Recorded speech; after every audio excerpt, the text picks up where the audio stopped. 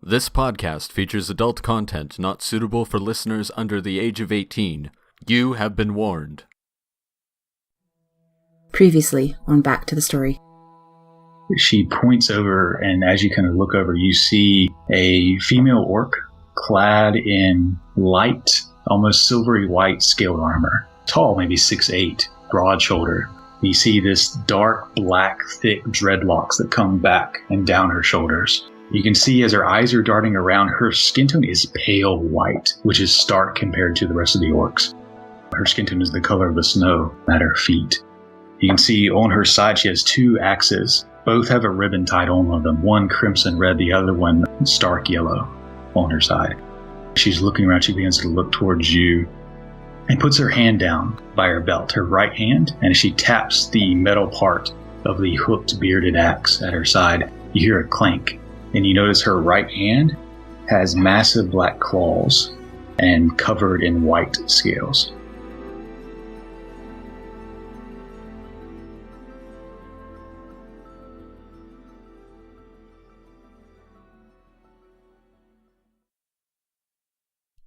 Before we kind of come back and jump into this, would y'all have identified the that thing y'all found, the spear? That was in the canvas bag?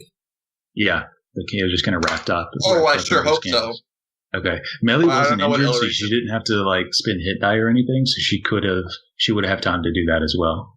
Okay. Since y'all had time to do that and kind of go over it, I'll let you guys know what it was, and y'all can decide what to do with it. It is a shard. It requires attunement, which y'all could have possibly done over the short rest. I told you what it looked like. While attuned, the spear does 1d8 piercing, and it can also be thrown 30 to 120 feet is the range. The attacks are considered magical, and once per day, the attuned can speak the word judgment before rolling an attack roll, causing the shard to erupt in bright light and flames, dealing 1d6 fire damage upon a hit. Cool. I was curious about that. Yeah, what is it? It's a shard. It does a little damage, little fire damage once per day upon a hit. Is shard a specific type of weapon, or is it the spear and it's just called a shard? I'm calling it a shard. It's a spear, but it's broken spear, so it's only part of a spear, so it doesn't actually follow the spear's normal rules. So I had to specify what it actually did, since it wasn't quite normal. Could I? Because I thought when Ellory was showing me the potions, this is my bad, that I was also going to be looking at the spear because I thought she had that. And I did want to take a look at it and see if there were markings on it or something that I could recognize. There's runes. They're not words or language, but they're celestial in nature, but they're more like arcane runes. So they don't actually spell anything out. The only words you do see that are spelled out in celestial is judgment. Okay. But the spear is broken off, so you can't see the rest of anything it says. But there are several other arcane-looking or enchanted celestial runes upon it. Yeah, so I wouldn't have held on to that myself. So someone could have potentially attuned to that if they wanted to. I would have probably suggested handing it to Kalvyn. I would bid for it, but I would concede if anybody else wanted it. So as right before we come back, y'all can decide who has that.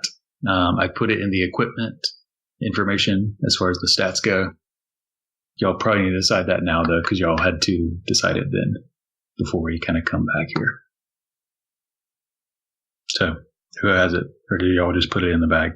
I guess Kalvyn has it. Yeah, I would have probably handed it to Kalvyn. Okay. So, Kalvyn, you have it. You could have taken that short rest to attune to it, just holding in your hand the warmth surging through it. You kind of can feel by saying the word judgment before you attack, you can potentially deal 1d6 extra fire damage once per day. Meli said you can recharge that, but you have to leave it in very hot, forge level fire for an hour. Okay. So you can possibly recharge it, but it's not super easy. Is everyone back? Looks like it, yes. So jumping back in, you'll have walked out into the courtyard, and Totha Wyrm-eye has just kind of moved towards you in your direction, kind of locking eyes with Ball. How far away is she? She's maybe 15, 20 feet away, something like that. She kind of stops and is kind of looking at you. And do you have axe in hand? Yeah, the axe is in hand. So as she's coming up, Ball will kind of raise the axe, not in an aggressive manner, but just kind of like, hey, if you didn't notice, I'm holding something important. And then say, we are here to give you this axe. It has been a while since I have seen this axe. Let me see it. She kind of steps up and kind of raises her left hand out for you to hand it to her. Yeah, I'll step forth and hand her the axe. Is she speaking in common? Yeah, she speaks in common. Okay, cool. Actually, to you, assuming that you do not speak Orcish. She takes it and kind of looks it over. As she's looking over, this is, as she glances her eyes back up at you all. Where did you get this axe? Who held it? I'll look around at everybody, brother? and I guess I'll step up. On this, I'll kind of look in her direction, but then angle my head down respectfully and say, Jarl Wyrm-eye, we come on behalf of one such person. Khan. She interrupts you as you say Jarl. Khan. Katakan Wyrm-eye. My apologies. Katakan She Wyrm-eye. smiles. We come on behalf of one such person who addresses himself as King Called. And He scoffs. he was in possession of this axe, and as payment for doing a favor for ourselves, he asked us to deliver this axe to you, with the understanding that, should you accept it, that you and him have some business to discuss. Business. He is here then, in Severwind. He's in a town nearby, yes, and we know... What town? I give Amsen this, don't say it kind of look. We will be more than happy to fetch him for you. And he will be leaving soon, but I think he might be on the way if we tell him that you are interested in speaking to him. I think I would prefer that. I think we do have business. We can certainly send him your way, if you would wish that. I want to know where he is. I do not want him slipping through my fingers again. As she kind of taps with her claws upon the axe. She kind of turns over to her side, and you see another orc, maybe 7'1", a little taller than her, with dreadlocks as well, that kind of go down almost halfway down his back, shirtless and just almost like a long, in between a skirt and a loincloth in furs. That kind of steps up. He has a gnarled staff in hand. As she kind of hands the axe over to him, he grabs it, kind of steps back again. So, you are telling me where he is. I assume not far from here, in the Dramenvolk country, on the other side of the mountain. He's currently... Where? She yells at you. And it's a sudden, dynamic shock and change in tone from her kind of almost whispering to yelling. I kind of look at the rest of the party and give a kind of head shrug, go back to her direction. Currently, he is in a town called Embershore. However, my understanding is that as soon as we get back and deliver what you have wished of him, he is going to leave and make his way here. Perhaps I will go visit him. No doubt he told you that I will return the axe. No? He asked that if you give the axe back to us, to return the axe to him. He thinks I play by his rules. Unfortunate. I will keep the axe, and I will deliver it back to him myself. Very well. I will let you know, though, that we have no idea where he is headed afterwards, and I can tell that he's not going to be staying in that town long. You're worried for your town. You should be. We are 600 strong, and growing each day. The dwarfs fell, not but a month back. We will too, eventually. She kind of scratches her chin. But you see, I'm in a bit of a conundrum with this one. She points at Ball. You see, this place used to be run by one like he. And it was my ancestors who took it and destroyed it.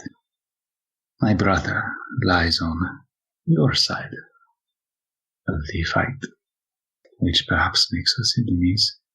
But you have brought me a gift, delivered it to my feet. I can appreciate this. But will it buy you your lives? She kind of looks at you, kind of judging your reaction to her words. And as you are beginning to contemplate what you're going to do or say, Wink, were you doing anything or just kind of like hanging back in the hall, 60 feet back? I wanted to see if there's any kind of door or anything between the inside and the outside that can be closed, or? There is a door. There is a double door that's 30 feet high. The door itself is it's probably like 40 feet high, and it's 30 feet wide door. It looks like it's stone with maybe some wood thrown in there. It looks very old and very heavy. No, like chain or something that there's a convenient lever I can push that's just going to close that. You can see the snow kind of scrape where it looks like it has been pushed back and forth. You don't see any like weight-based. Actually, make a perception check or an investigation, your choice. I will do investigation. Let's roll some dice and play D&D. A 19. Okay. With 19 on this door that you're closest to, because you're kind of on the inside, you don't see any. You do see ahead, there's another gateway that leads outside of this courtyard, and that you see a pork cutlass kind of locked into the top. That's about halfway kind of up. It looks like it can be dropped, and you see a little lever to the right of the door. And that's what's to the south of us, that gateway you're talking about? Yeah. And I'll put a little mark on the map. But yeah, it's the south kind of gate there. All right. So then, there's the lever there. Seeing that, Wink's just going to kind of wander out into the courtyard, trying to look like he's a child, not paying any attention to anything. A few of the orcs kind of like hear your footsteps and look over at you, but don't pay any mind as you walk out. Yeah, and he's just gonna, go look at the people practicing archery.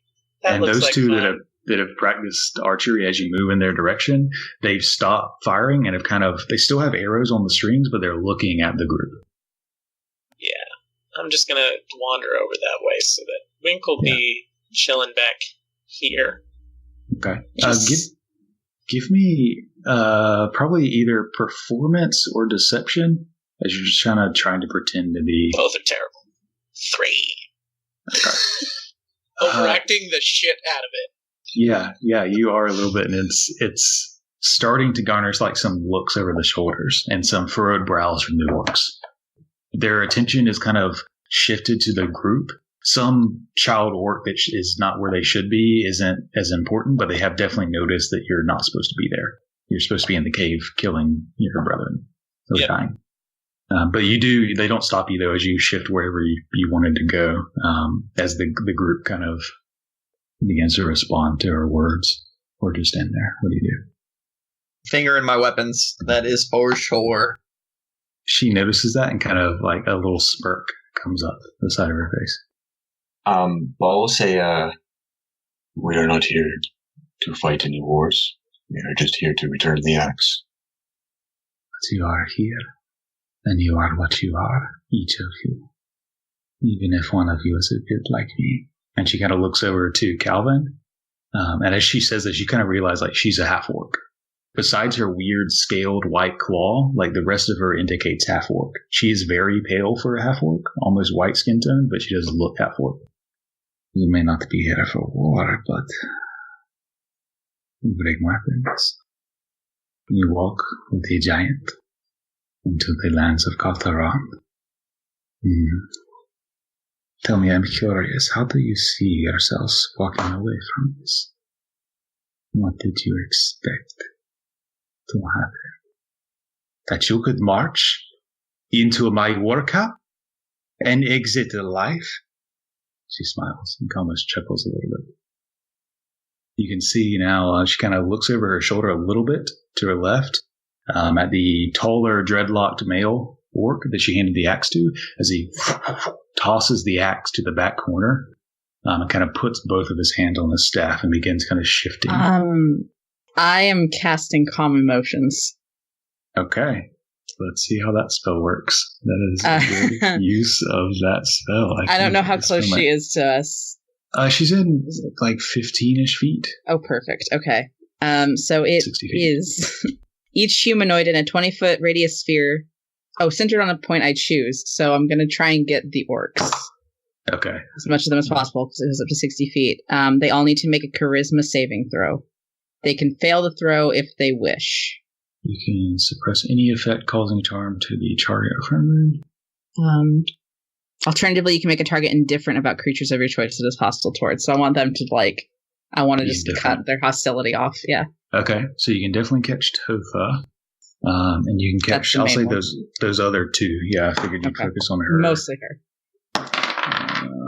So not great on those two. 11 on two of them, and then let's see what her modifier is. And she got a 13. She made it. Just made it. Okay. You notice the other two, the one that she kind of was shifting, stops and kind of puts the staff kind of down and almost drives it into the snow. He's no longer like shifting tactically. He's just kind of stopped, looking around. You notice the other one, and it suddenly hits. The other orc standing next to her right is a female orc. You see pretty recent wounds that have been healed up. You see dangling from her belt numerous scalps as you recognize this female half orc or female orc from before.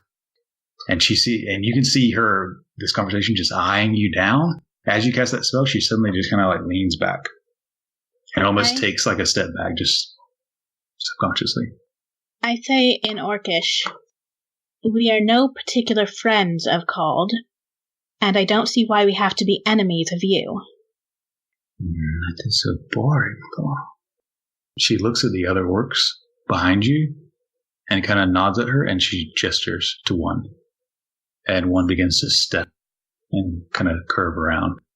She looks towards the other two, the archers, and kind of nods and kind of waves her hand, making these unique motions as they begin to shift as well. You hear the stretching of strings behind you. As they move forward, gonna draw my weapon. Baby Wink is gonna move and try and just get in between, right in their line of fire. I know I'm short and probably not doing shit, but I'm just gonna wave my arms and walk in the middle. They look confused and partially distracted at you, but they don't. The arrows are back. If they hit you, they hit you. Grab Kalvyn's arm as he's drawing his weapon? I'll say y'all two roll initiative initially. As Kalvyn begins to grab the hilts, you can hear a bit of it spread. If y'all both have to whisper it to me at the same time. No, I got a 22. I got an 8. Okay. So you begin to withdraw one of your blades, and she catches your arm. It would be both, but okay. Well, it's the gesture, just the... Okay. Sure. And it's one of those things where, Kalvyn, you might stop if she does it, but, there's also, force, if that makes sense. If you continue to push, it would be like a grapple check to see if she actually stops you. Would Kalvyn have been in that calm emotion sphere? Or no? That was trigger. No, unless you purposely moved it to catch him. I was going to say that I was going to do this in a very non-aggressive manner. More of a calm, all right, if this shit's going to go down, I'm going to be ready. But more kind of just, all right. Okay. So to see where this goes from here, Kalvyn? Amsen, can I interrupt? Sorry? Yes. As all that's going on, I'd like to say, Totha Wyrm-eye, we are here in your home, and I would like to ask a proposal. We do something for you, a favor for you, and we get to go upon completion of this favor. But what do I need from you? It's kind of what I'm asking. What could you offer? You're a lot of opinion. Well, if you have a problem... Sorry, what was the last thing that she said? I do have patrols to pay. You require sustenance. This one would have a lot of meat, as she points to him, as Ellory, you begin to speak. Shoot, I forgot what I was going to say. Go on, please tell me about what you can help me with a giant and his scribbling rats. She kind of steps about 5 feet forward, just a little closer. At this point, I will step forward. Well, we recently took out your shadows. And you seem to be down a few. And you didn't notice me coming in. So maybe we can help you out there. We are experienced hunters, and so if you need anything that is bothering you dispatched of, we can certainly help you there. And I'm a talented healer, if you need a doctor of some kind.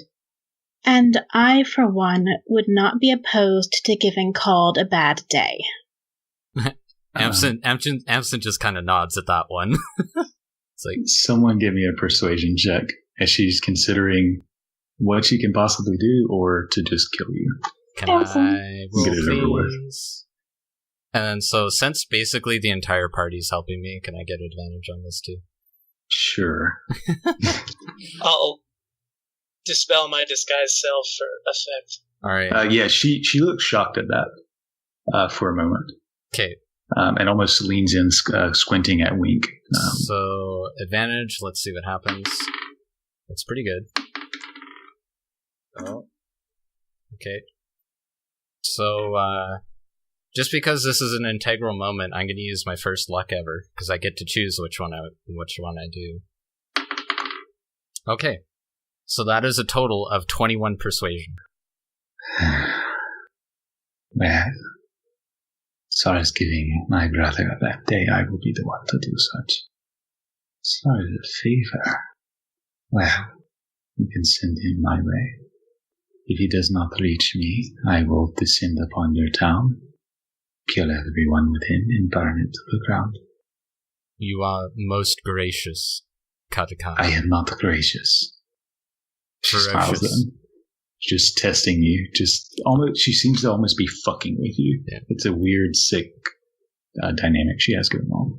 Amsen continues holding his eternal smile and says, ferocious then. Will the silver tongue spread my name? I can promise you that my forces will not kill you, but maybe we should have some fun. Do you like to run? Do you like races? Kind of look to the rest of my party.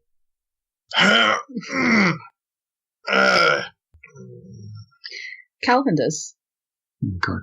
I like races too. I will give you 10 minutes. After these Plenty minutes of have time passed. to kill you. Do you say that? No, please no. Do you say it? I would have liked to have said it. I'm tired of getting pushed around over here. She quickly, almost running pace, but it's a walk. She quickly moves up and into your face, just inches from your face, Kalvyn. Can I read that as aggressive? Extremely aggressive. She just gets in your face. She doesn't draw her weapons. But she's just Can I calm emotions one more time? Weapons are out. No, on us. On us. I'm calming emotions. That means this whole fucking party. Everyone give me an initiative check and we'll see what happens. God. I rolled a 1. Bad. Okay. An 8. Is this revenge? Is this I gave you a fortress, you give me a fortress? What's happening? Nat 20. Okay. 17. Don't know how useful that's going to be, but... What's your total? Is that 23 or something? Yeah, my total is 23. And I have 14 decks. Okay, 17. Again, Ellory. I think Ellory's thing is greater than Ball's. Correct me if I'm wrong. Wink is 10. And Kalvyn, you said natural 1? Yeah, for a total of 2. Okay. So that'll actually put you here. Impressive enough. All right. So, as it steps up, you can see one of the orcs behind you just kind of steps forward and gets close, but doesn't immediately react. He kind of steps up, drawing this axe, holding it in 2 hands, just staying really close. After that, as Kalvyn, you begin to draw your weapons, and Vesper, you begin to cast that spell again. She hears of the weapon moving out of the sheath, and she darts her eyes to the right. And the orc besides Ball, as she darts her eyes and moves her hand, she calls for him as a lair action to attack. He immediately strikes towards Ball, which is a 19 to hit. Yeah, that'll hit. And that is 7 slashing damage. As the orc behind you is just kind of waiting and not even looking at you, but looking at Totha Wyrm-eye. And as she hasn't moved, but she just darts her eyes to him, and he immediately and comes in towards Ball, slamming it into his side. At that moment, Ellory, you're up. I was not really prepared for this. You can see like everyone kind of has their weapons out and they're kind of on edge. And this is sort of like the only reason he attacked is because Totha looked at him. So there's a weird, we are in between combat just because of what Vesper might do when it gets to her turn. And Ball, you're on deck. Let me check what I can do with a certain spell. And as you're kind of looking at this and looking around, you see there's several orcs in this actual courtyard. 2 of them have bows, the rest of them have axes in hand. Totha hasn't even drawn her weapons at this point, but the rest of them have their weapons in hand. Beyond, on the other side, out of the gate to the south, you see the war game expanding with the tents and the bonfires and everything, and you see numerous orcs walking around. At this particular moment, they haven't noticed and done anything, but there's a mass of them. Where's Wyrm-eye in all this? She is, let me actually move her, because she is right, let's say right here. She just kind of stepped up. Just staring at Kalvyn like a few inches from his face. So, Larry, what do you think? I am... You can also hold your action if you want to hold it, or you can hold your whole turn and just permanently be moved down in initiative if you're not sure what you want to do. Sorry, I'm still trying to figure out what I can actually do with this spell. Too many options. It's maybe 11 o'clock in the morning, getting close to midday. The sun is overhead, but covered by cloud. Yes, Larry, didn't you figure it out? And I am going to... this is mostly just for effect, and for the sake of maybe some distraction, I'm going to snap my fingers and cast Control Flames, and turn the fire in that's directly ahead of us. I'm going to turn it blue. Okay. See if that gets any attention. Okay. You can snap your finger and change it blue. You can certainly do that. Don't know if there was much point to that, but I'm hoping it'll at least draw a little bit of attention. Okay, you do it, and as the flames just immediately and turn, swirling this strange light bluish color, like butane. Several look at the direction of the fire, especially the back two that are calm. They're starting to move back up into heightened emotions as there's actually been blood spilt. But as for them, they're distracted. Totha is directly looking into your eyes, Kalvyn, and hasn't adjusted or moved seemingly at all. Ellory, you do that, and Ball, you just take the hit to the side. As the flames turn blue, what do you do? I think as I'm drawing my greatsword so I can kind of defend myself, I'd like to say to Totha, this is a camp of 600 of you. And 1, 2, 3, 4, 5, 6, 7 of us. This is not a challenge for you. And I want to, with my sword drawn, I want to hold an action to, if I want to hold a spell, then that's, I have to I'm going to burn the spell no matter what. It's just I start conjuring it. Yeah, you have to use the spell slot and to hold it in your hand. And whether it disperses doing nothing or you actually use it, you still use the spell slot. Okay, so it'll be Shield of Faith on whoever it looks like Totha is about to swing on. Okay, so you just prepare for Totha to attack, holding that spell shimmering in your hands, as it is actually going to shift up to this individual. And as this happens, you see it come over, and it goes between Ball and Kalvyn, just an arrow that shatters against the stone wall on the other side. as this archer back here fired an arrow, beginning to and draw back another one. And that brings us to Totha. She kind of tilts her head listening to what you say, Ball, but still has eyes locked with Kalvyn. What do you say? Talking to Kalvyn. Do you want the channels? Or do you want to kneel? And she kind of leans back, putting her hands on her axes, kind of pulling them out, and just waiting for your response. To draw your weapon or kneel. I'm pretty sure I'm pretty down that damn initiative. Don't make me do this right now.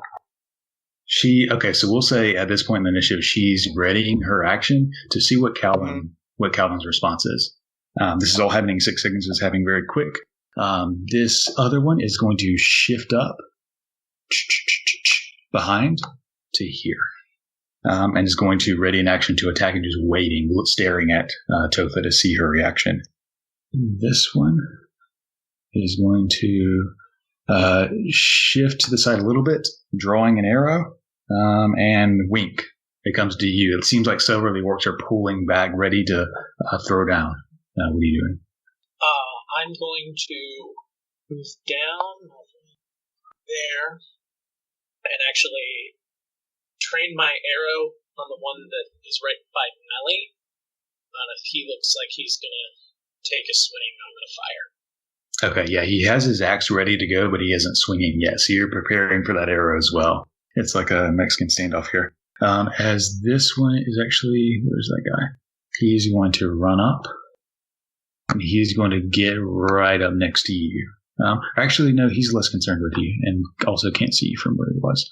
So he's going to he's going to get right there, and he pulls out a hand axe. He's kind of holding it in hand, holding it over his shoulder, ready to throw this hatchet.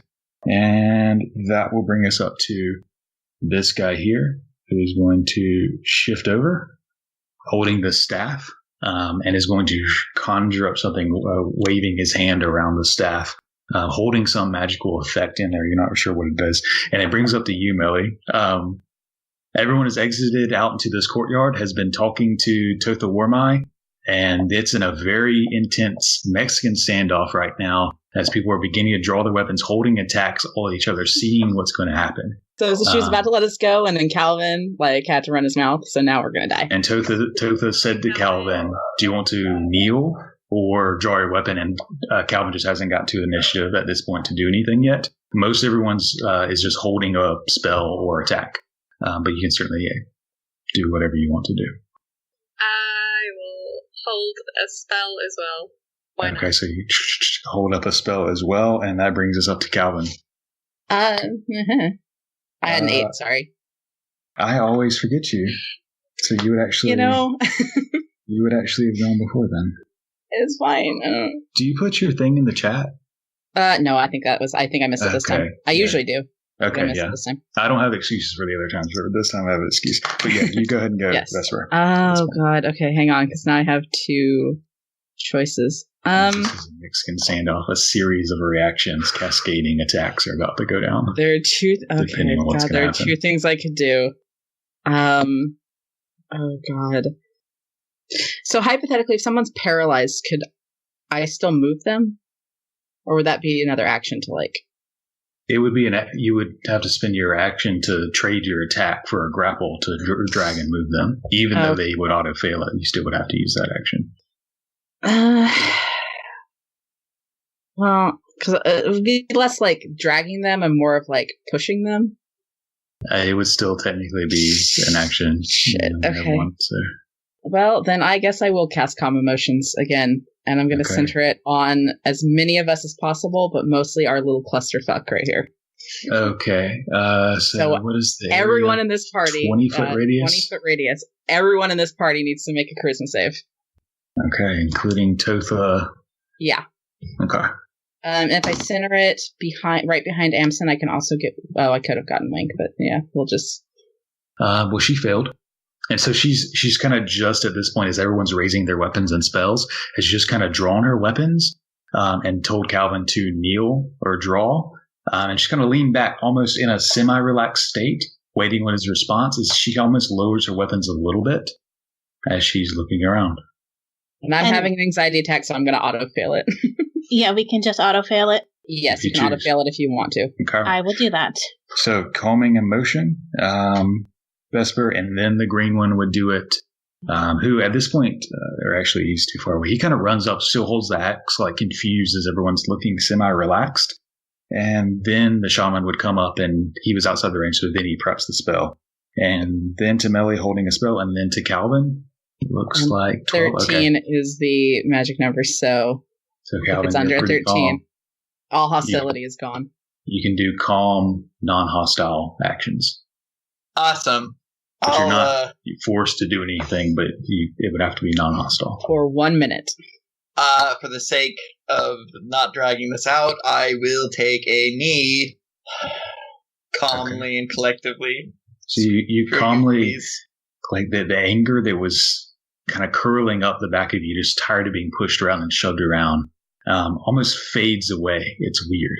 And suddenly you almost get temporary amnesia as you just kind of like suddenly look around and like you're on one knee on the ground. And you see Totha kind of looking down at you. And she smiles, puts her weapons back. You see she kind of waves her hands as the orcs that are nearby kind of just slowly step back about 5 feet. They still have their weapons ready, but they kind of step back just a bit. Good. Now, as I was saying, if you like races, I will give you 10 minutes. Run.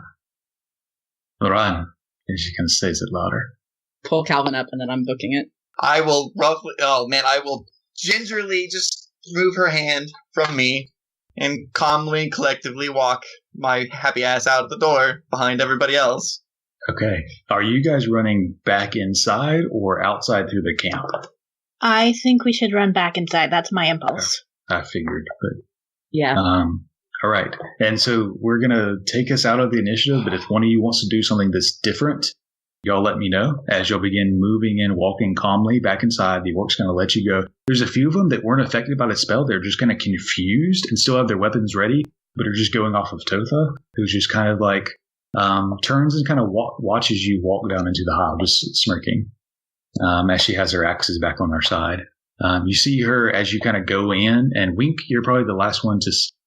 as you all are kind of moving in, I forget the stay time, so you all can see. As you get about halfway down the hall, as you begin moving through the barricade, you see her pull something off of her side, a horn-shaped device. You'll move back inside, calmly walking for the next minute as you curve around through the hall, around the central throne room, and begin to move down through that grand central hall. And that's probably about where, since you're walking, about when the spell kind of fades and your emotions all come roaring back. And you kind of let me know if anything changes or you continue. Let's fucking run, please. Yeah, I have a feeling we're going to have company real soon. Okay. So if you all begin to run, you begin to take off, charging down immediately. And there's Someone a few help orcs. me down the stairs. Yeah. There's a few orcs that were kind of watching, and as you run, they kind of like wait for a second, look at each other, and then begin to run after you. But you are a good 60 feet ahead as you're running down. You'll pass by where the children are fighting each other. You hear it's a little quieter now, but are continuing to running by. As you move down, you see the other gap to the right as you smell that sulfurous, rotting stench. As you continue down further, and then you get to the steps. Ball, do you carry Wink? No, yeah. Okay, scooping Wink up as you're kind of moving down, and these steps are not easy to traverse, but you certainly can. As Meli, you're reminded, as y'all see these, each step is huge, giant size, and each step individually is like 3 feet tall. It's huge. As you are moving down the steps, descending into the darkness, once again, it becomes very hard for Vesper and Ball to see, unless you are using torches as you're continuing to run straight forward, eventually finding that crack, slipping into the crack, moving forward again, descending down further, and you can kind of hear and smell the water as you're coming to the water once again, kind of beginning to splash in, splashing through the water. You can hear voices behind you. You can hear the clattering of footsteps upon stone in the distance behind you. And as you are going through the water, wading through it, Ellory, give me another charisma check. Just a straight check. 5. You get about halfway across and stop. And you kind of come to your senses for a second. But you feel something nearby. The same presence before. but it stopped you in your feet at this point. As the rest of you kind of push forward, kind of get to the other side, turn back and see Ellory just kind of standing in the middle of the water. Ellory, come on. Can I respond in any way, or am I just... You try to take another step and just, you don't move. But you can use words, but you don't move. I can't. I'll run back and try and pull her. Figure it out, and I'll aim across. If I see anybody following, I'm going to take a shot. Okay, so you can draw back. I'll stay next to Wink, and I will draw my hand crossbow. Okay. Drawing back as y'all kind of hear the voices getting closer as Vesper, you splash into the water, grabbing your own Ellory and begin to pull her as Ellory are beginning to be pulled from this presence. With a 5 and you kind of preventing you from moving, you weren't paralyzed, but you didn't feel like moving. You did not want to move from this place. There's something here, and you want to know what it is. But Vesper is pulling you, and you kind of like take a step or two forward. There's something here. You hear the... Okay. I'll take a breath and go under the water. Diving in as you hear you can hear them now. They're clearly jumping and running down the steps at this point. Do I catching see up? Can I give me an investigation check or perception check. Oh, God. Yeah, you don't need to breathe, so you're just going to... Yeah. This eternal... Technically, I can hold my breath indefinitely. Okay, so you... For the record. Continuously refill your own lungs. Perception is 18. Air coming from within. So you swim around. The water is dark, and you can't see far, only about a foot or so in front of your face. And you kind of swim around to the bottom. The bottom is murky, and as you put your hands in it, the mud and dirt kind of clouding your vision as you kind of are looking around. And as you're kind of feeling around and kind of looking, you see a shimmer of something to your left. I'll grab it and pull kind of swimming over in that direction. You kind of grab this thing. It's not very heavy, maybe a pound, 2 pounds. And you kind of grab it out. It's covered in mud and dirt and stuff. Just a little corner was shiny as you come out of the water. Coming out, Ellory, as soon as she comes out holding this thing, it's released. You feel this release of pressure, and you're in full total control at this point. As she is holding like a little, about the size of a tablet, a silver rimmed, rectangular mirror, but it's a black mirror. So it's black, has a slight reflection to it, but it's just covered in gunk as you'll pull out. And you can hear the steps, or they're at the bottom of the steps now, and you kind of hear them kind of slamming into the sides of the wall and beginning to squeeze through that little way. Do y'all continue to run? I like kind of pat her shoulder and take off. Okay, so you pat her shoulder. You'll kind of come out of the water with Wink and Amsen. You'll see kind of coming around, kind of axe in hand, an orc is kind of coming down the rim. You can go ahead and make your attack rolls. Sure. Since you are prepared, kind of it's an arrow and a bolt. Wink, that hits. Wow, that's a terrible 7. So, okay, the crossbow misses, but the wing you hear as it slams into his throat. As the orc kind of reacts, it hasn't knocked him down, but it's knocked him back and slowed him down as he kind of gets back up and continues running. He'll come out of the water, trouncing up, and begin to sprint through. As you're starting to come into the caverns, you can hear the sloshing of the orcs coming through the water. As some of them are attempting to jump over as you look over your shoulders. Coming into the cavern, moving left and right, shifting between going towards the exit, I assume? And not trying to hide or go anything weird. Okay. So you're moving towards the exit. As you're sprinting by, you see the bodies are piled up, including the dwarf. You can see all the bodies are stacked up. You can see them smoldering as if they've been on fire. You see the shrine, and you see a figure standing by, and she just kind of shifts around the rock and disappears, not wanting to be a part of this. As you'll begin sprinting through, coming around, as you can hear the orcs now yelling and roaring behind you in the cavern. As you'll run through, you see where you made camp, and then past that, moving around the corner, you see the bone chimes that some of you've cut some of them down. Sprinting through that, not worrying about knocking into them, a few of them fall down, rattling, shaking as you come outside. Whoosh, you can hear the snow on sort of this exterior once again as you see to the left the overlook and the war camp, and to the right you see the impaled bodies and the track reverse that you took before. Do you guys continue the reverse route, or what do you do? I'm going whoever's in front. I'm pretty sure our original plan was we went this way so we would have an escape route. So that's what we're going to stick with.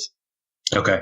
Running back the way we came. Continuing just to reverse the way you came, trying to stay ahead of this work. All of y'all give me a perception check, and then give me an athletics check. A natural 20 on perception. Just 24 total. So, my perception is 5, my athletics is 0. Oh, shit. But Ball's Okay. hearing you. So as far as... Together, that's 50. So you're good. That's natural 20 right. on both of them. If I could have okay. caught up to Ball, I know my little legs. I would preferably be on his shoulder, otherwise I wouldn't be able to keep up anyway. Okay, I was almost thinking Ball was still carrying you after the water, just not taking the time to put you back down. But y'all are kind of sprinting, and as y'all are coming out and beginning to turn to go back through the pass, Meli and Ellory hear a boom as you'll hear a horn in the distance. You can just barely make it out, but you hear it. As y'all begin to sprint out, let's see these athletics checks. 14, 21, 12. Wink is the only one that looks like it's super bad. You'll begin to sprint out and up, cutting through the pass. This time there's no wind as it dispersed the previous time you were cutting through here, and begin to head into the cavern. You can still hear the orcs behind you as you kind of slowed down to almost a jog at this point. You can hear they're nearby. Did y'all do anything else in particular, or just sprinting still? Can I cast grease behind us at the entrance? Yeah. Do you want to have the entrance of the cavern, the exit to the cavern, or do you want to end the pass? Both are narrow corridors. Okay. Yeah, you can just find a narrow corridor and do it. Yeah, I'll do that. Okay. Just so they have to walk through it. As soon as she does that, I'm going to firebolt the grease. Okay. So as you're kind of getting to the pinnacle where the cave is, where the ogre cave was, Meli turns around, slams her hands down as grease props up, and Ellory immediately burning fire as you see through the flames as the heat kind of mutates and alters your vision a bit. You can see the orcs coming out of the cave and begin sprinting up in your direction. They see the flame, but it's also something they're going to have to run through. As you'll begin coming down the cave and then taking a left and begin to cut through these crevices, heading the reverse of your direction. And when I heard the horn, I just say, "That's the horn. We gotta run. Manticore's coming." Okay, so y'all continue to sprint at this point? Yeah, I'm essentially just gonna, somehow try and position I guess I'm being football carried. If there's any way for me to, look up towards the sky as Ball is carrying me, I'll try and see. I'll say everyone, since you're basically just sprinting as fast as you can, make a con check to maintain this pace, besides Wink, who can make a perception check instead. Since you're light enough that Ball can carry you without too much of an issue, as he's strong and you're fairly light. She's super great at perception. That's a big old 6. Wink, you're almost distracted by, you can now hear the orcs that are just roaring in pain. As you can tell, they're probably now moving through the flames and just trudging through it. The rest of you, Ball, you're fine as you push forward. What did you say, Vesper? Oh, it's a con check, yeah. Yeah, Constitution. I meant to say save. I may have said check. But yeah, you can adjust that. But it looks like most everyone is okay. Meli, what did you roll for con? Sorry, it's not rolling. 1 second. Okay, so Kalvyn, you're actually getting a little winded, surprisingly, like the toughest of you, but you're also carrying a lot of weight as well. Meli, you're okay. So Kalvyn, you're getting a little bit winded. It's not affecting you yet, but if you keep at this pace, it's going to start affecting you. But y'all continue down and moving forward for the next 10, 15, 20 minutes, solid sprinting. You can hear you're putting a little bit of different distance between yourselves and the orcs behind you. Do y'all continue at just sprinter's pace, or do you slow down and hide, or do y'all just continue at sprinter's pace? We won't be able to outrun them. We're about to take on a manticore, most likely. I feel like we should just take them out, depending on how many are chasing us. Or we could hide somewhere. Y'all could also, I don't mean to dissuade you, you can also keep running and kind of jog and make the con check or con save lighter, easier. Just as another option, but whatever you Well, going back in our journey, what are we close to now? At this point, you're coming up on the Duma Shrine, where the elk was impaled. So that's about where you are coming at this point. Oh, God. Because you have just come down where the bullet was chasing you and have come around to this area right here. You're also, that place is fairly close to that outlook where y'all rested that one night. So, I mean, y'all could, that's nearby, but y'all are kind of past that at this point. We're traveling through those sort of almost passageways that we had to navigate on the way. Yeah. Does it also branch off? Like, was it only branching off the way that we were going the opposite direction? There's a lot of other branches. You just don't know where they lead. You could try them, though, if you want to try a different route. But do we want to try to just following? At this point, you're right there. There's other ways to go, but right now you're at the Duma spot. Do we want to try to lose them? Yes.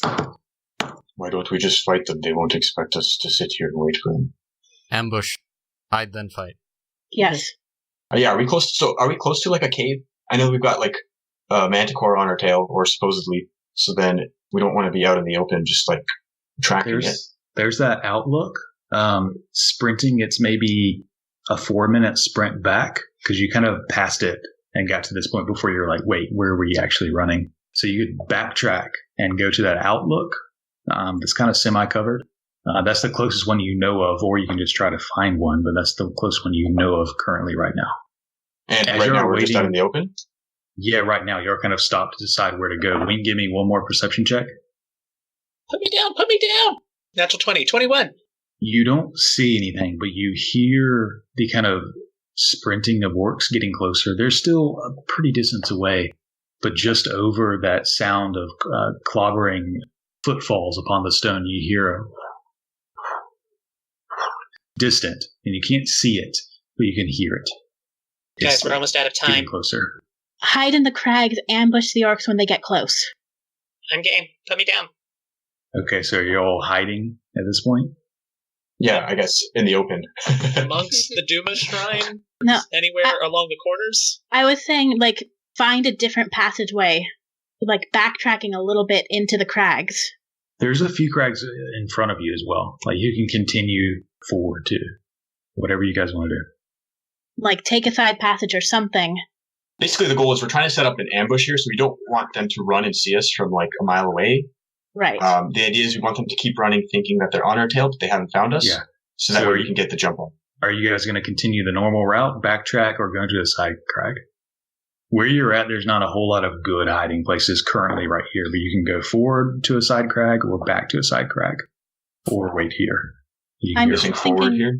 Yeah, forward to and try and find crags forward would be the better idea. Yeah, so I think the idea here is we're gonna with the mindset of having this ambush, we're gonna keep running, and as soon as we find somewhere that looks suitable for an ambush, we're gonna stop and prep there. Yeah, I got you. There's no way you're backtracking and going forward. So as you're moving forward, just taking a random side crag, trying to go for the more narrow ones that are maybe a little twisted, trying to maybe hope that there's more places to hide.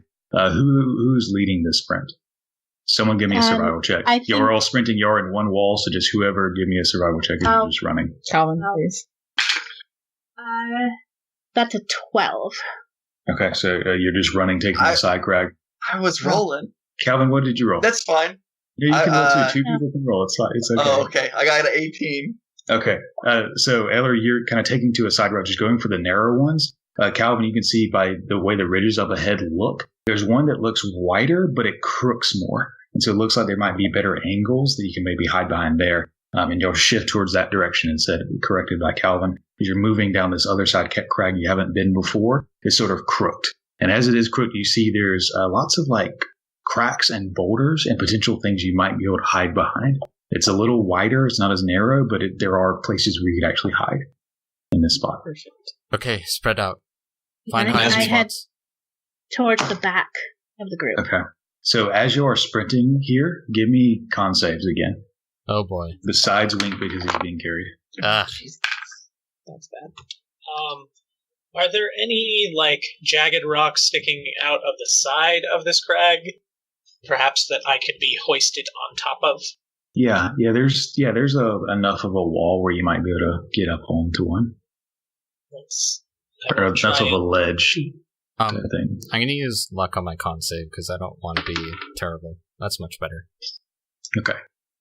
Sprinting at this breath, point. does unending breath do anything for me? It's not going to help you for this. It's more a physical, muscle thing. Ball, you're fine. Amsen is fine. Meli, you're starting to get tired, but you're okay. Vesper, you're starting to get tired, but you're okay. Kalvyn, at this point, you start to feel exhausted. So you have disadvantage on skill checks right now, but that's it, just skill checks. So it's just the level 1. As you are sprinting into this area, beginning to find your places, you can roll stealth checks if you guys want to hide. As I start hiding, I want to use the cast Lay on Hands on myself just to re-heal the hit points that I lost. Okay. And then start to hide. If Ball will put me on a ledge, I will hide up on one of those. Okay. And yeah, I will. Thanks. Right. Okay, so let's see here. Let's roll some perceptions. Or some survival, actually. Wink, you feel well hidden, Amsen. Good. You can't Meli me. Mine wasn't the worst. Oh, Meli No, and I Kalvyn. can't Meli you. No. Okay. Oh no. No. What? That was the face that you were gosh. making earlier.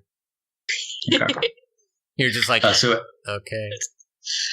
as y'all begin to try to find hiding places, some of y'all find boulders and cracks that are big enough for you to hide behind.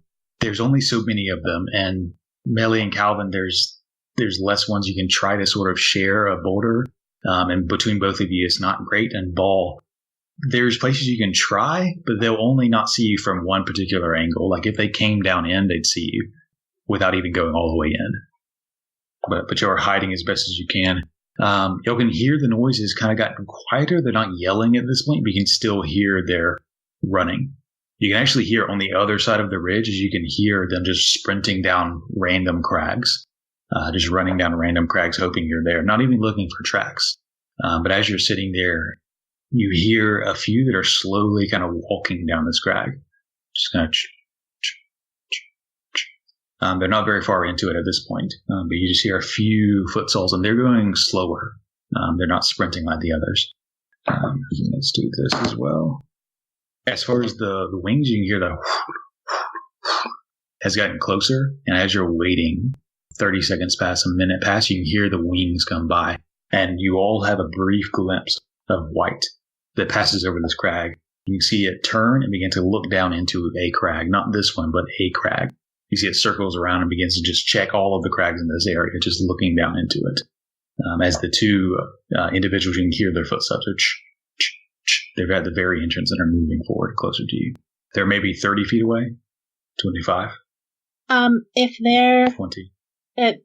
before they get too close, I would like to cast sleep. Okay. So you wait until they're kind of close enough for you to cast the spell. You hop out. And is that a what save? It's not a save. It's based on their hit points. Ooh, that's right. So roll the total hit points there. I'm going to do that in chat because that's a lot of... Yeah, it's a huge number. 30, 25, 20. That is close enough that I actually need to check. Okay. As they're coming by and getting closer, 25, 20, you hear a... as one falls down to the ground. You hear a... as he pull that noise. Will go out. Or I'll go out. Okay, you kind of step out. And you see a orc face down in the snow. And you see another orc kind of looking confused with his axe out, looking at his brethren on the ground. He's maybe 20 feet from you all. Yeah, I'll take that as, like, to Ball, that's our opportunity to do the ambush. Okay, so he looks up. Yeah, as you get up. Ball and Kalvyn, it sounded like you guys kind of came out. So what are you guys doing? As he kind of looks up and begins to kind of reach for his side, you see there's a horn on his side. I was gonna ask to prepare an action for whenever we see him. You guys basically I was gonna do that. You guys have sort of the jump on them, so you guys can do an action here. So I would have went and tried to attack, but if I'm seeing him reach for the horn, then I will try to grapple instead. Okay, so he begins to go for it, but you run forward trying to grapple, make an athletics check. That's a 20. You grab his wrist, and he struggles against it, and you kind of lift it up above his head. You almost pull him off his feet for a second as he comes back down, keeping him from going for the horn. Kalvyn, you said the next thing that you wanted to do. Hackety hack. Okay, so you run up with the two weapons in your hand. Are you holding the spear in one of them? Yep. Okay, so you come up attacking. That's not going to hit. What is it? It was a 11. Okay. And the other one's a 23. That definitely hits, my god. Does he get any advantage if he's grappled? No. He just can't move.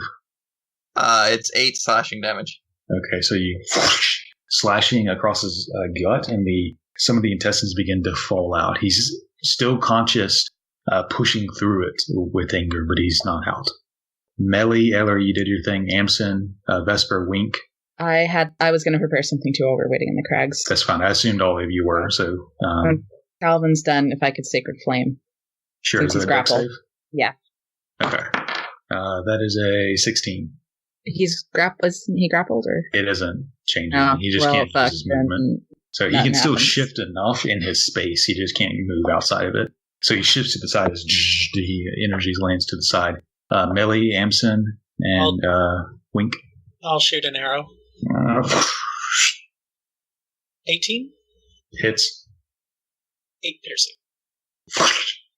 Hits into his left eye. He's going to falls back. You can see Ball. He goes limp in your hand as you're holding his full weight. You got to drop to the ground. You can hear the of the wings above as they're circling around again, coming closer this time. What do you guys do? It is imminent, like 6 seconds before his. I'm going to run over to the one that's asleep and pull a knife out of my sleeve and just slit his throat while he's on the ground. Okay, so you come over, make an attack roll with advantage. Okay, that is a 21.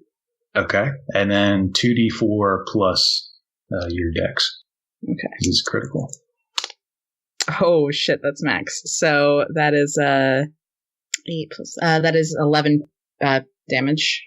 Okay, so as you pull his head back, he's just barely kind of waking up as you do so, as he's kind of jarred awake, as you just the blood sprays upon the snow as he kind of falls back face down into the snow. You see he's trying to move, but he's not moving quick. As she's doing that, what do the rest of you guys do as you hear the wings are imminent? Does he look dead? Close. Okay, well, I'll go finish the deed. Okay. Attack roll with advantage. It's nat 20. Yeah, automatic critical. You just, however you wanted to do it, slashing or just driving the blade. It just briefly hesitates the blade, slowing down as it then pushes through the meat all the way through into the snow. You withdraw. Your blade now coated in red. And I'd like to look for any horns and collect them. So there's one on that one guy, and then I don't know if the guy that I just killed also has a horn. It looks like they both have one. The one on the Jarl was bigger and intricately carved. These are just super basic cow horns of some sort, but they've been carved out. But you can grab them really quickly. Vesper and Ball have done their thing. The others, what do you guys want to do as you hear the wings are getting very close? I assume we're going to get caught, so I'm going to just duck as close down on my ridge as I can and have an arrow ready to shoot at a manticore. Okay, so ducking to the side, preparing an arrow. I'm going to duck and cover. Duck and cover? Are you going to hide or prepare a strike of some sort? I would like to hide properly. Okay, so you can roll a stealth check. Ooh, I changed my mind. I'm not going to prepare an action. I'm going to cast... I will prepare a different action. Wait until I can see it, and then I'm going to prepare to cast Blur right before I start. So you hold this shimmering blur energy in your hands, preparing. My stealth rolls are legendary because that's a natural 20. Natural 20. Okay, so you're well hidden over here. Meli and Ellory, what are you guys doing? I would also like to try and stealth again. Okay. What's up? Yeah, it's 11 this time. 11. Not great. And Meli? I'm going to sort of wait, and then if it sees me, I'm going to cast a mirror image. But I'm going to save it until it looks like it's seeing me. Okay. So you hold this shifting, almost prismatic shifting image in your hand, holding this pyramidal image, the spell. As you all hear the sort of as something flies along the top of the ridge, it's almost tilted down. You see the large body of a lion. You can see its massive and muscular white fur with tiger stripes of black. On the side, you see a large claw mark. It seems to be almost burnt and smoldering as little drifts of smoke perpetually drift from the mark. The wings are massive and leathery, this pale white leather that stretch out. You can see the mane is thick and white and long. And you see this humanoid-esque face, these piercing yellow slitted eyes that are darting back and forth down into the crag. And you see a maw of sharp teeth. As you see the eyes dart around, it darts directly in the direction of Vesper, Kalvyn, and Ball, who are not hiding, who are just sitting in the center. You notice it darts towards the rest of you a little bit, but Amsen, it doesn't look like it's kind of facing away from you. It doesn't seem to have noticed you as it is flying over. And as it notices you all, its eyes dilate, and it's a smile of sharp, jagged teeth stretch across its face. The smile is the face is unnaturally humid, not lion-like in any way, and the smile stretches like a zipper all the way from one side of the face to the other as it stretches across and kind of flies overhead, turning to come back towards you guys again. And as the manticore is flying back towards you guys, it is 9 o'clock. Do you guys want to pick this up next week? No, but probably. All right, so as it turns around, noticing most of you, and begins to come in for a sweep, that is where we'll pick up next week. Thank you for listening to this episode of Back to the Story. For notifications when an episode goes live, you can subscribe to us on podcasts.com or follow us on Twitter at back2_the story. Or if you would like further information about the campaign, the player characters, NPCs, or behind-the-scenes sneak peeks, follow us on Tumblr at back-to-the-story.tumblr.com.